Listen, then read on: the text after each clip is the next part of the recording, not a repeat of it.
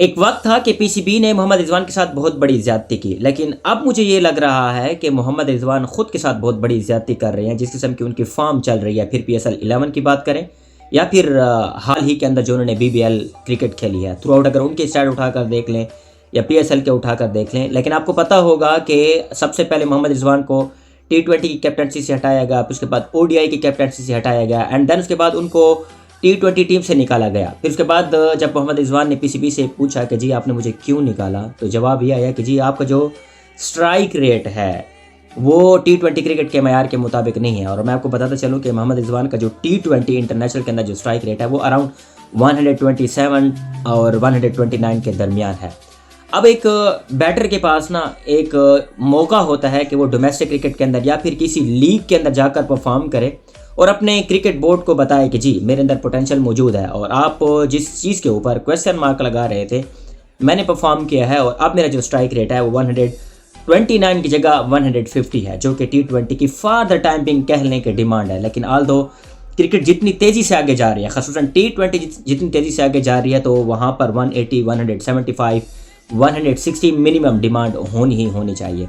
But यहाँ पर उल्टा है, होना तो यही चाहिए था कि मोहम्मद रिजवान आते और पीएसएल के अंदर जो है परफॉर्म करते और अपने बैट से रन से पीसीबी को जवाब देते और दोबारा अपनी टीम के अंदर जगह बनाते। बट ताहाल 3 मैचेस खेले हैं अगेंस्ट पेशावर जलमी, उन्होंने 41 रन स्कोर किए हैं just in 32 balls with the strike rate of 128 यानी 128 यानी वहीं की वहीं बात ठहरी है। फिर उसके बाद कराची किंग्स के अगेंस्ट उन्होंने 21 रन स्कोर किए हैं जस्ट इन 13 बॉल। यहाँ पर थोड़ा सा स्ट्राइक रेट जो है इंप्रूव हुआ है 161। देन उसके बाद कल की बात करें तो जस्ट 2 रन स्कोर किए हैं इन 8 balls with the strike rate of 25। अगर आप ओवरऑल इन 3 मैचेस की एवरेज निकालें तो 64 रन उन्होंने स्कोर किए हैं, 53 बॉल्स खेली हैं और एवरेज बनती है स्ट्राइक रेट की 120, जो कि बिल्कुल खस्ता है और आप किसी भी एंगल से इनको T20 के अंदर एडजस्ट नहीं कर सकते। और मैं आपको बताता चलूँ कि मोहम्मद रिजवान बांग्लादेश के अगेंस्ट ओडीआई सीरीज़ का भी हिस्सा थे और वहाँ पर भी कुछ नहीं कर पाए।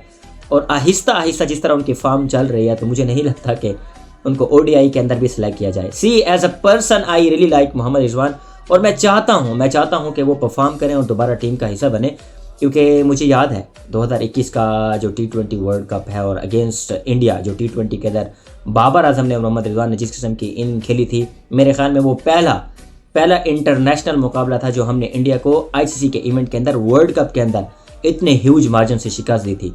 और फिर उसके बाद पता नहीं क्या हुआ, मैनेजमेंट की गलती है या जिस चीज़ की गलती है, बट अभी भी मोहम्मद रिजवान के पास चांस है कि वो अपने आप को प्रूव कर सकते हैं in term of as a captain.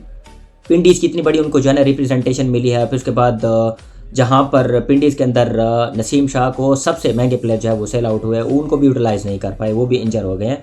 But अगर मैं आपको बीपीएल की बात करूँ तो 10 मैचेस के लिए हैं, वहाँ पर टोटल उनके 187 रन हैं, 18 की एवरेज है। आई मीन कम ऑन यार, मोहम्मद रिजवान आपको क्या हो गया है? आई मीन ना तो आपका फुटवर्क चल रहा है, ना तो आपसे पेस संभाली जा रही है, ना तो आपसे बाउंस खेला जा रहा है। I mean I am feeling very sad for Mohammad Rizwan. Other उसके बाद स्ट्राइक रेट की बात करें, ऑस्ट्रेलिया के अंदर आपका जो स्ट्राइक रेट था 102। I mean how can you justify yourself that you deserve in top 11? I mean specifically for T20 cricket नहीं बनती ना जगह आपकी।